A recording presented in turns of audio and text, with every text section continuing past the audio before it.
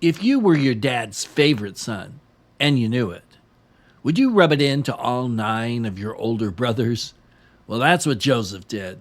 And therein lies our story. Our story, not just for this week, but for 5 weeks in a row, as we take a look at one of the major players in the Old Testament, the story of Joesph. Now, I titled this story Big Coat, or tunic, or robe, or whatever it is. We'll get into that in a minute. Plus big dreams, plus big head equals big trouble. And that's exactly what Joesph will find himself in here. Welcome to Tales from the Scrypt. My name's Louis Marsh. I'm the senior pastor of River Church and your host for this show. A lot of people have heard bits and pieces and parts of the story of Joesph, especially the coat, but we want to take a look at the whole thing, and today we're going to zoom in on how it all began. Joesph came from what most of us today would consider a huge family. He had a whopping 11 brothers. Yes, they really did believe in big families back in those days. Coming in at number 10 in that bunch would have made some people insecure, and they might worry about getting lost in the crowd, but not Joesph, because Joesph was his dad's favorite. And Joseph's dad was known as Jacob in the Old Testament. Shortly before this, God had changed his name to Israel. He had had several wives, and his favorite wife finally gave birth to a son who they named Joesph. For Jacob, the sun rose and set on the boy, and he could do no wrong. Now, in the ancient world, birth order was critical, not only for inheritance purposes, but for establishing a clear pecking order in the family and in the business if you had one. But Israel, Jacob, ignored all that and blatantly favored Joesph, who was his great son from his favorite wife, and that did not sit well at all with his siblings, or I imagine his other wife. Now, Jacob, and when we get to the story of Jacob, at some point we'll do it, this will make more sense to you, but he had worked very hard for 7 years to marry Rachel, and unfortunately for him, his sneaky father-in-law to be substituted his other daughter in there, and Jacob was so drunk the night of his wedding he didn't recognize till the next morning that he had Leah. So then he had to work another 7 years, although he got his wife right away in that deal. And so you have 2 sisters who are competing with each other. They have 2 handmaidens as well, as you can see from the graphs I'll pop up here. And you have children from all of these. So this family has an awful lot of tension, an awful lot of things going on under the surface that you don't see, and the Bible doesn't talk about much, but you can see if you go back and look at Abraham's wife, Sarah, and her relationship to her handmaid when she had a son for Abraham. This was tough sledding and tough going. And so Joesph grew up in a family full of a lot of half-brothers and a lot of politics and a lot of tension. The prime example of this was Jacob's giving Joesph, and only Joesph, a piece of very expensive clothing, often called Joseph's coat of many colors. But what was it really? Now, there's 2 key words in Genesis chapter 37, verse 3 that reveal the truth behind this coat of many colors. The first one is, and if you have a Strong's Concordance, you want to look it up, it's 3801. It's translated as coat in the King James Bible. The second one is Strong's number H6446, and it's translated of many colors. Now, the Strong's Concordance and the Brown, Driver, and Briggs Hebrew Lexicon defines these words not as a coat, but as a tunic. In addition, the Hebrew word pas, that's the second word we're looking at, has nothing to do with color normally. It means something worn like a tunic, which is long to the ankles and has long sleeves to the wrist or the palms. Now, the book, the Bible, History of the Old Testament states, quote, "But in truth it was not a coat of many colors, but a tunic reaching down to the arms and the feet, such as princes and persons of distinction wore. And it betokened to Joseph's brothers only too clearly he was going to be the boss." The International Standard Bible Dictionary says this, quote, "The references to Joseph's coat of many colors and garments of diverse colors in 2 Samuel 13 probably do not mean the color of the garment, but the form." In the 1906 Jewish Encyclopedia article on coats, who knew this existed? Not me before I looked this up. Says, quote, the more luxurious classes of society, e.g. women of royal blood, 2 Samuel 13, and men of leisure, wore tunics with sleeves. This is the meaning of the Hebrew word pasim, occurring in the description of the garment presented to Joseph by his father in Genesis 37. It was not of many colors. The color of the shirt worn, even by those of high rank, was yellow or red or black. And finally, according to Aryeh Kaplan, a renowned Orthodox Jewish rabbi, the Hebrew term was used in only one other place in the entire Old Testament, and that's in 2 Samuel 13. It's used of David's daughter Tamar's outfit. Quote, now she was wearing a long robe with sleeves, for thus were the virgin daughters of the king dressed. So his servants put her out and bolted the door after her, unquote. Now, he suggested that this can be translated colorful, but it also denotes a long garment. It could be translated full-sleeve robe. It would have probably been made of fine wool or silk and would have reached to the palms of Joseph's hands and his feet as well. The most luxurious classes of society, women of royal blood and men of leisure, that's how they dressed. So, one more thing here. At least 11 of 25 Bible translations, including the New International Version, Young's Literal Translation, and the Holy Bible Faithful Version, do not mention any colors in their translation of 37:3. And so that, it seems, would be a conclusive explanation that this coat of many colors thing didn't really happen. But then something happened. Something always happens. And I don't want to be over dramatic here, but this kind of changed everything. Archaeologists, who are the Bible's best friend, even if they don't know it, uncovered an extraordinary find in Egypt. Now, I'm going to jump ahead. I don't like to do this when I tell stories. I want to deal with this and then, now, and we'll deal with what happened later. But we have to jump ahead just a little bit to see this, to fully understand what's going on here, okay? And then we'll do a lot more on what I'm about to tell you later. Suffice it to say that they uncovered a very expensive, large, wealthy home. And in the backyard of that home, they discovered quite a few graves, very nicely done. And then there's this building that's a small pyramidal structure. It's kind of a pyramid, but it has sort of a opening coming out of it, as you can see in the pictures you're looking at now, hopefully. And inside there is something very unusual for Egyptian graves, and that is a statue. Now, there's lots of statues in most Egyptian, you go into pyramids and other things, but they're usually, a foot, maybe a foot and a half. This thing's several meters tall, and it was unlike anything ever seen before. Compare the recreation of this statue, what it would have looked like, to the Bible's description of what Joesph was wearing, and you see something kind of the same. Here is this statue of a man. He is clearly marked in Jewish as not, they didn't call them Jews in those days, but as Semites, people from north of Egypt, in what we call the Middle East, and he is wearing this long, beautiful robe of many different colors.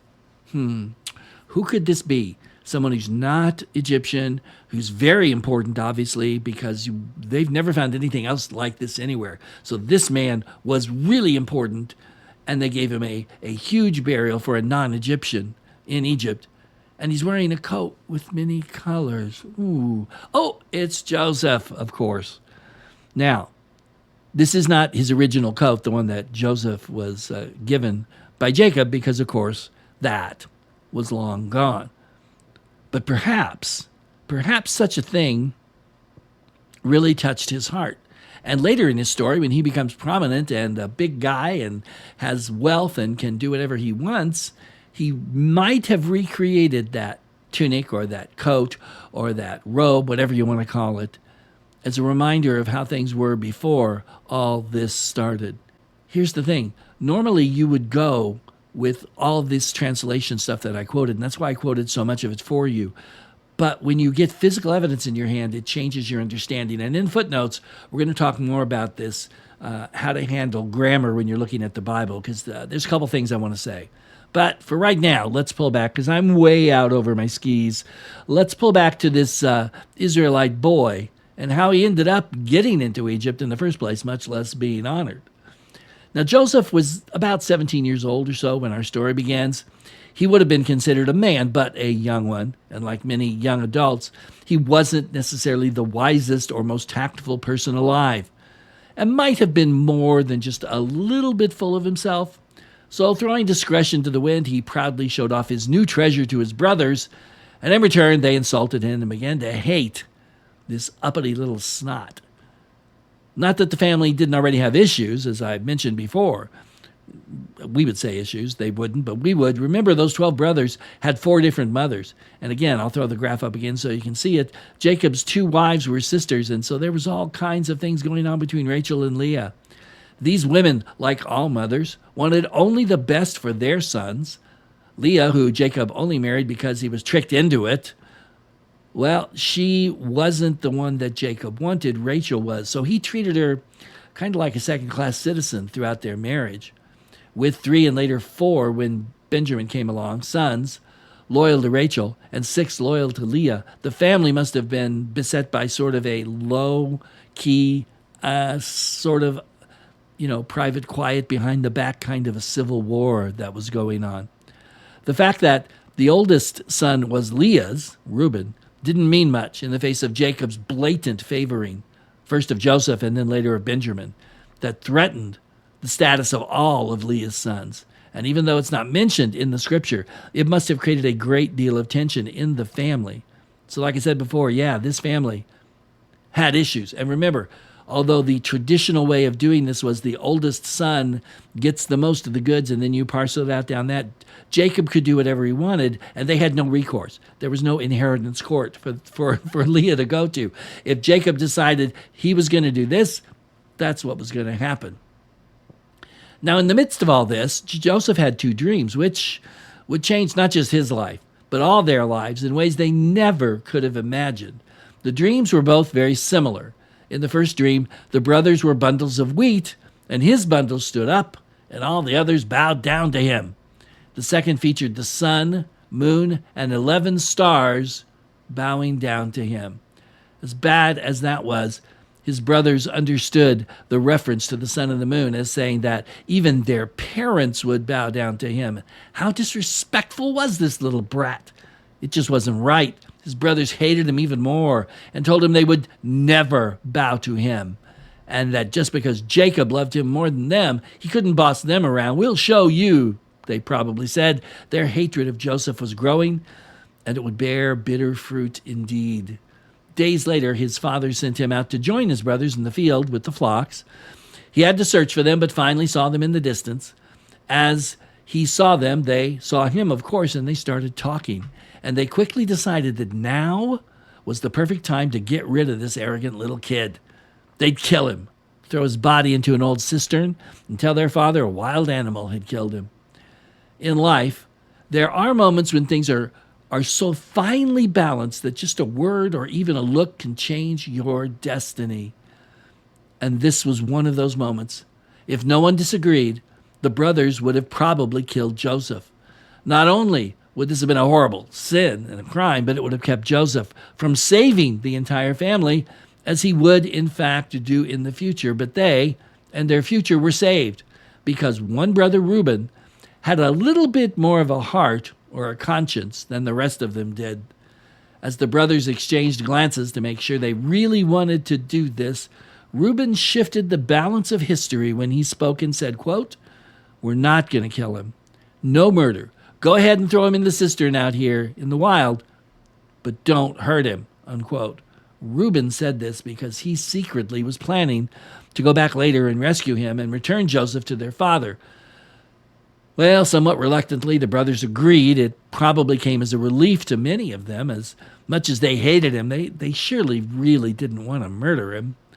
When Joesph reached them, they quickly grabbed him, stripped him of that expensive robe or coat or whatever it was, and then none too gently threw him into an empty cistern. Now, cisterns were natural rock formations that were used to hold rainwater. Sometimes people would widen and deepen them, but mostly they were simply just used as they were. Battered and bruised and deeply shaken, Joesph was trapped. His brothers now faced the problem of what to do with him. They wouldn't kill him. They couldn't set him free, or their father would kill them. So they decided to eat some dinner and discuss their problem. And Joesph, of course, well, he wasn't invited to the meal. As they were eating, they saw a caravan of Midianites, descendants of Ishmael, on their way from Gilead, with their camels loaded with spices and ointments and perfumes to sell in Egypt.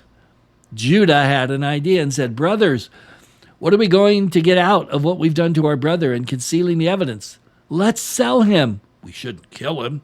He is, after all, our brother, our own flesh and blood." Judah's false piety notwithstanding, his brothers agreed, and they pulled Joesph out of the cistern, and they sold him for 20 pieces of silver, and Joesph was taken down to Egypt. As the caravan slowly disappeared, the brothers, minus Reuben, who wasn't there, thought they'd seen the last of their hated brother. Reuben returned later and was horrified to find him gone, but it was too late to do anything at all, so he agreed to lie to their father. And Joesph? Joesph must have been heartbroken and in shock. He had gone from his wealthy father's favorite son to a mere slave in less than a day. He was no longer a man at all now. He was just a piece of property. His new owners would keep him healthy, but only because they saw profit in him. Now, none of the actors in this story had any idea what would happen next, or that they were all playing a part in God's eternal plan, not just for Israel, but for the salvation of the entire world. Next week, we'll follow Joesph as he goes from bad to good to bleak to busted. But that's for next week. Right now, it's time for some footnotes. Welcome to Footnotes. I'm keeping my shirt on just because I don't think I probably have to tell you this, but the reason that I'm wearing this coat, you probably couldn't see very much of the sleeve or this sleeve. Yeah, that's right. I'm wearing a shirt of many colors since we're talking about the coat of many colors. Yeah, I know it's kind of corny, but hey, this was given to me by one of my nephews ages ago, and I do like it. A little warm for this time of year, but oh well. Now let's go a little further, talking about this language that we're dealing with here when we're talking about the coat of many colors, or the long sleeve coat, or whatever it is. You saw that I had stacked up a long line of experts on this, and that they all agreed that the word, which is only used twice in the Old Testament, that's critical to note, didn't mean colorful. It meant like, long sleeve and expensive and, down to your ankles or down to your feet. You might think of it as, like a regular coat you wear. And then I don't know if you've seen in the old movie Westerns, I'll put a picture up of it here, a duster. Well, a duster is just a long coat. So that's kind of what this was, probably more of a robe than a coat. But either way, why is this so important? Well, it's important because the word is only used twice in the Old Testament. So we don't have a lot of exposure to the variety of meanings that it has. Now, you might think all you have to do is look up the root of the word and you've got it. And this is really important. If you are one of those people out there, and I know that you're out there, who are, whether you're teaching or not, and especially if you're teaching, if you go, every time there's a Greek word you want to know the meaning of, you look up the root in a lexicon, and they say, this word means this, stop it, because you're wrong, and that's a bad thing to do. Yes, roots are important because it tells us where the word comes from and what it originally meant and basically means, but words are not defined by their root. They're defined by how they're used in context. Let me give you some very simple examples of that. If I said today that this new computer that I bought, in order to do these podcasts, I decided I was going to buy a desktop computer. I've had laptops for years and years. If I said, oh, this thing is really cool, would you think I meant it had a low temperature? No, you wouldn't think that's what I was saying, even though that's what the word cool actually means. If you look it up in a dictionary, the word cool, that's what it means. But that's not what I meant by it. Obviously, you know that. Imagine 1,000 years from now, someone's translating literature into whatever language they're going to be speaking 1,000 years from now, and he comes across the word hot dog, and he looks up the root meaning of the word hot and dog and decides that they're writing about warm canines, perhaps something that's global warming is caused. But no, that's not what they're talking about. You know what a hot dog is. Has nothing to do with the root of the words. So the way you define a word is not just the root. You do need that information, but you also have to look at how it's used in its context, okay? Context is king when it comes to what words mean.